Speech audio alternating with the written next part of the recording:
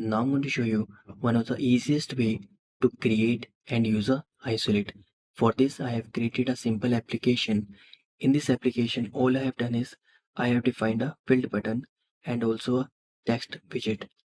Why filled button? Because I want to run the calculate method, and the value which you have received from the calculate method, I want to show you that value. That's why I have created a value variable and I'm passing that value variable here to the text widget. Now let's run the computation. As you can see, it freezed our application, right?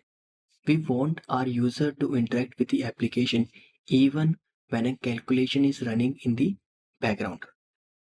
For this, what we need to do, we need to take help of isolate, and we are going to call the isolate.run, and we need to import dart isolate library, and to this isolate.run we need to pass the callback.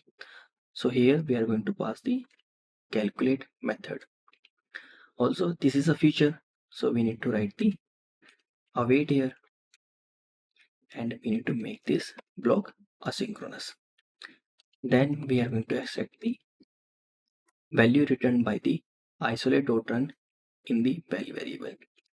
Once we have received that value, we are going to pass that value to the value variable, and we are going to call the set state. So now run the computation. So as you can see, even when the heavy computation is running in the background, I'm still able to interact with the application. I hope you found this video helpful. If you want to learn more about Flutter, you can subscribe to the channel. See you in the next video.